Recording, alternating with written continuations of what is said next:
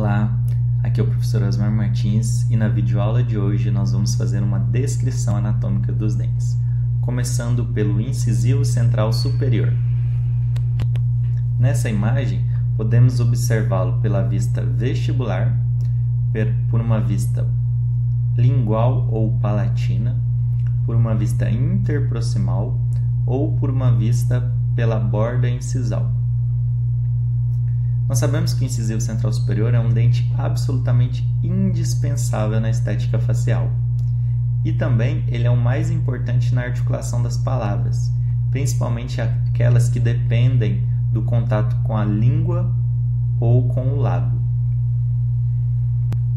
Fazendo uma análise desse dente pela face vestibular, que é da primeira figura, o que nós observamos?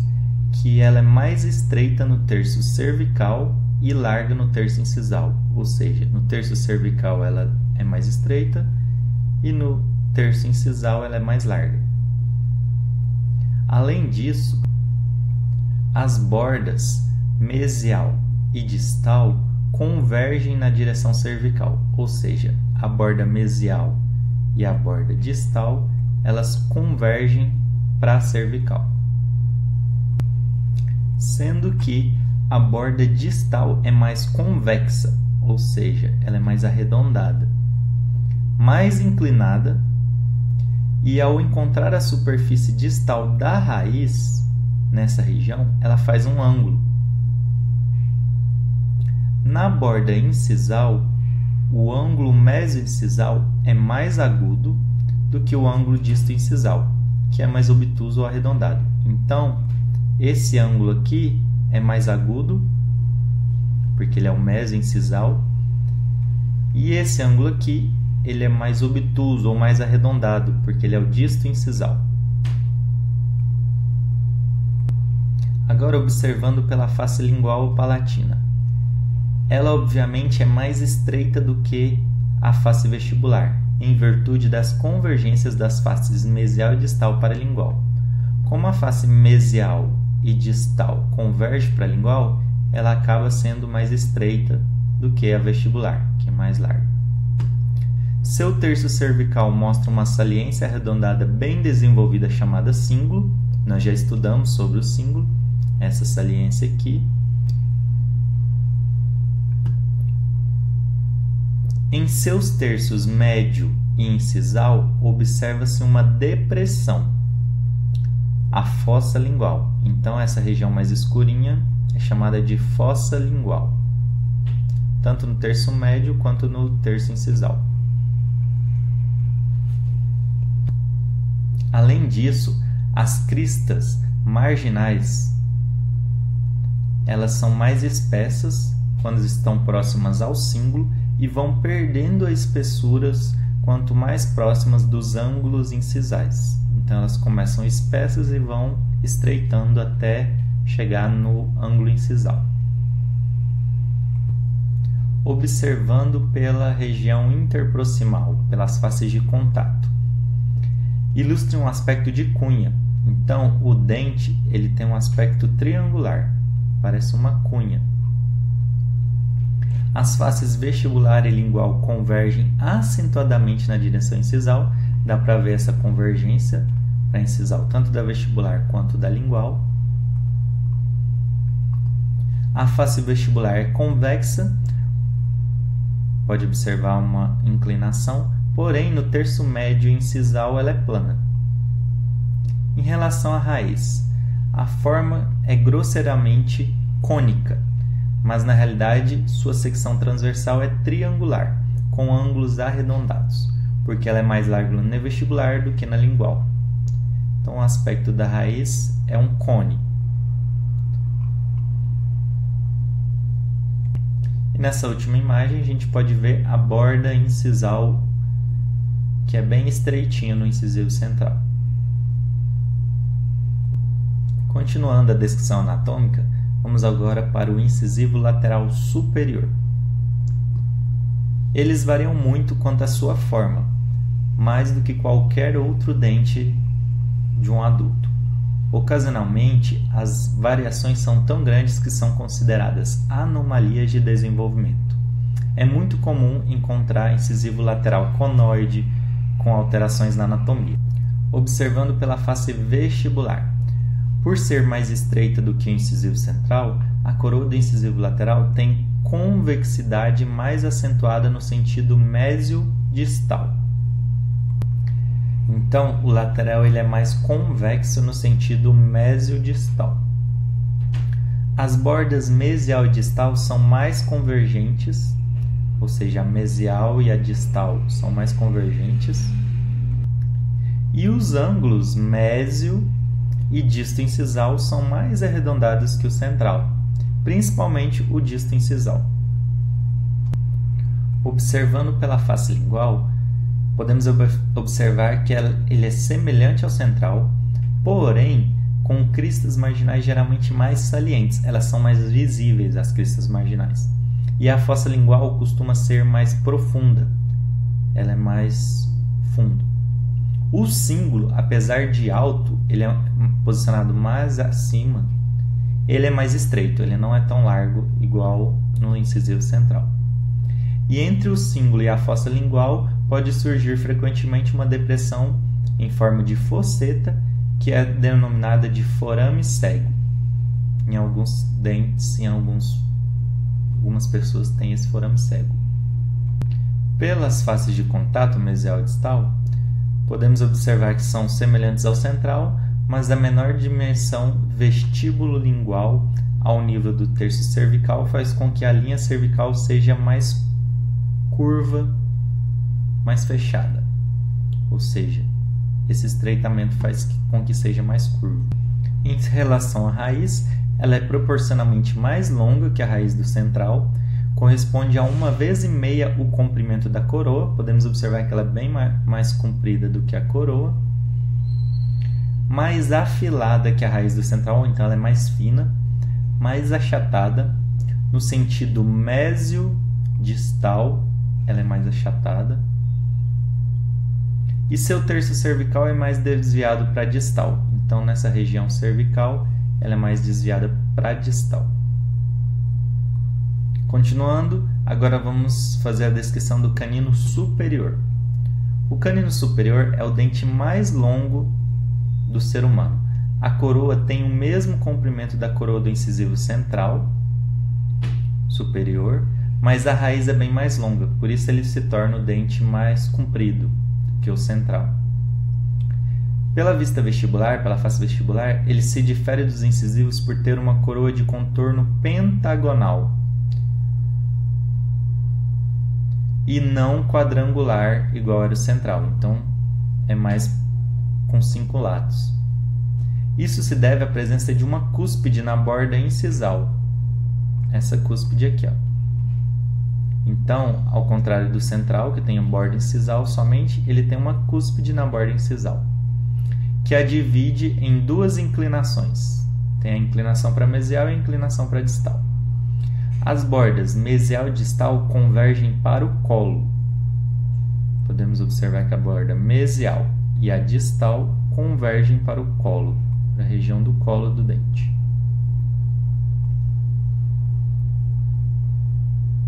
No entanto, a convergência da borda distal ela é mais acentuada do que da borda mesial. Pela face palatina, podemos observar que tem a mesma silhueta da face vestibular, mas é mais estreita, principalmente no terço cervical, nessa região. Ela é mais estreita do que na vestibular, devido à convergência pronunciada das faces de contato paralingual e paracervical, porque a mesial e a distal converge para a lingual e para a cervical, então aqui fica mais estreito por esse motivo. As cristas marginais e o cíngulo são bem desenvolvidos no canino superior. Você pode observar que o cíngulo é bem maior do que o do central e as cristas marginais mesial e distal também são mais desenvolvidas. Pelas faces de contato mesial e distal, podemos observar que é um formato triangular, lisas e convexas em todos os sentidos. A face mesial é mais plana e maior.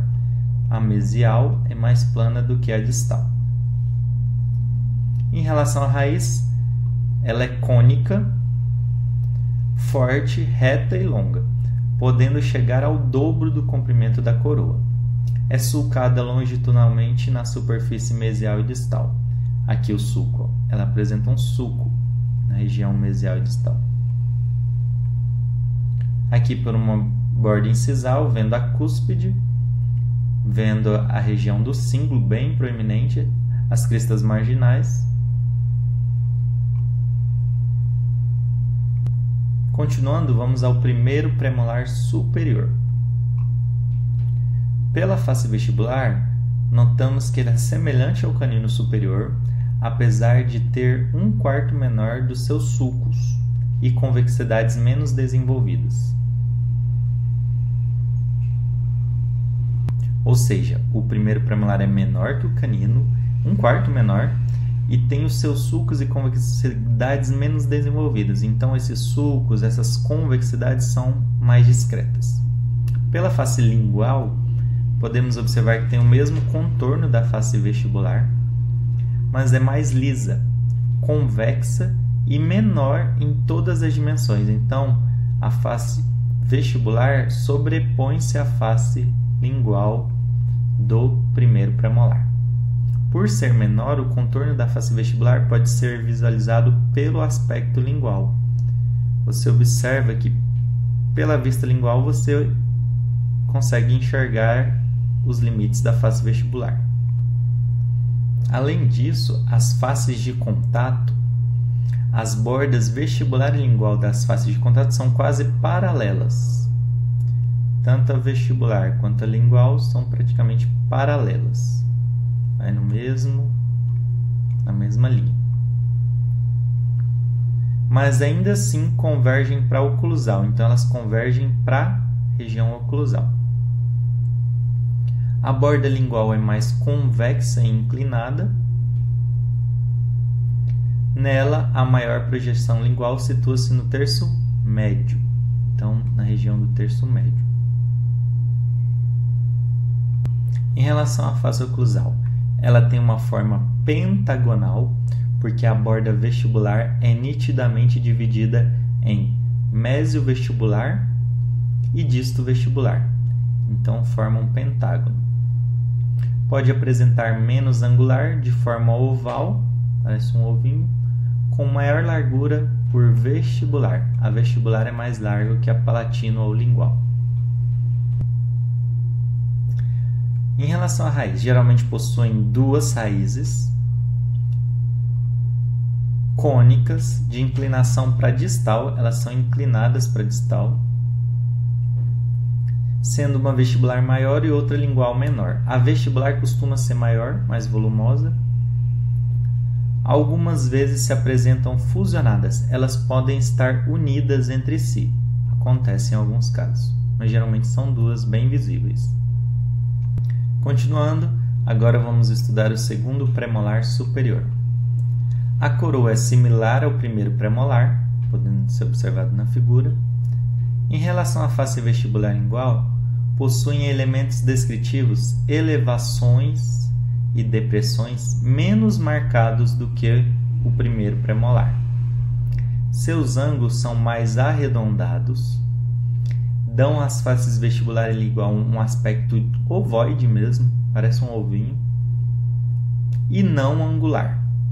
É um dente mais simétrico, no qual as cúspides são aproximadamente do mesmo tamanho. Observando aqui, pela proximal, que as cúspides são quase do mesmo tamanho, sendo a vestibular um pouquinho maior do que a palatina. Os segmentos das arestas longitudinais não têm predomínio de extensão um sobre o outro, então assim, os segmentos não estendem um sobre o outro. Não há sulco interrompendo a crista marginal mesial e nem há depressão no terço cervical da face mesial. Então não tem sulco interrompendo as cristas. Pela face oclusal, podemos observar que possui um contorno oval ou circular e não pentagonal como o dente anterior. O sulco primário é central e não é deslocado paralingual como no primeiro premolar. É um sulco central, não é deslocado para nenhuma face. Já no primeiro premolar, ele era deslocado.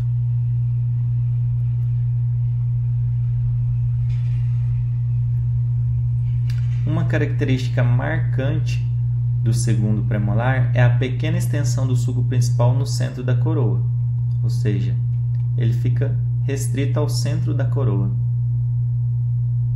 A fosseta mesial e distal estão mais próximas entre si. Dá para perceber que as fossetas estão bem próximas. E a raiz? A raiz é única em 90% dos casos, então não tem raiz dupla, geralmente no segundo premolar superior. É muito achatada mesiodistalmente, então ela tem um achatamento considerado de mesial para distal, com profundos sulcos longitudinais que dão à sua secção transversal a forma de um halter. Então, esses sulcos são bem profundos, dando semelhança de um halter de academia. O comprimento das raízes de ambos os premolares superiores se equivale. Então, em relação ao comprimento, eles são parecidos. Continuando, chegamos ao primeiro molar superior. A coroa do primeiro molar é da mesma altura da coroa dos pré-molares do mesmo arco, mas é 2 vezes mais larga. Ou seja, apesar de ser da mesma altura, ela é o dobro do pré-molar. Face vestibular. Contorno trapezoidal de grande base oclusal, então parece um trapézio, só que a base é a borda oclusal, a região oclusal. Os lados mesial e distal convergem a partir das áreas de contato em direção à cervical. Então a mesial e a distal convergem para o cervical. Na borda oclusal, a cúspide mesiovestibular é mais alta e mais larga do que a cúspide distovestibular. Então, a cúspide mesiovestibular ela é mais alta do que a distovestibular. Nessa figura não fica tão visível, mas a mesiovestibular é mais alta que a distovestibular. Por vista oclusal é mais fácil. A mesiovestibular mais alta do que a distovestibular. Pela face lingual, contrariando a regra geral, o primeiro molar superior tem a face lingual da coroa mais larga do que a vestibular. Até então, as faces vestibulares eram maiores do que as linguais. Só que no primeiro molar superior é uma exceção. A face lingual é maior do que a face vestibular. Esse dá para perceber na figura. Das cúspides visíveis, a mesiolingual é a maior e a distolingual é a menor. Ou seja, a mesiolingual é a maior e a distolingual é a menor.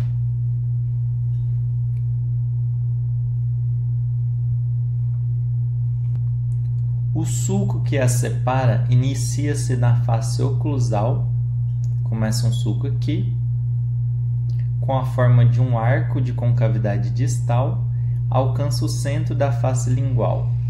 Ele atravessa as cúspides e vai até a face lingual. O que a gente pode observar também aqui é o tubérculo de Carabelli. Ele não é uma cúspide, só que ele é considerado um tubérculo. Parece uma cúspide, só que ele é na face lingual, na cúspide mesiolingual. Em relação às faces de contato, são retangulares, parece um retângulo, mais largas vestibulingualmente, ou seja, elas são mais largas de vestibular para lingual, do que altas cervico-oclusalmente. Então elas são mais largas na direção horizontal do que cérvico-oclusal. A face distal é convexa e a mesial achatada, quase plana. Então a distal ela é mais convexa e a mesial praticamente plana.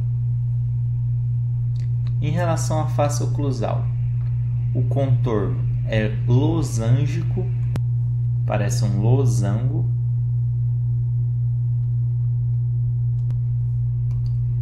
E os ângulos mais agudos são o mesiovestibular e o distolingual. Mesiovestibular, distolingual. Eles são mais angulados. Os ângulos obtusos são o mesiovestibular e o distovestibular. O mesiovestibular e o distovestibular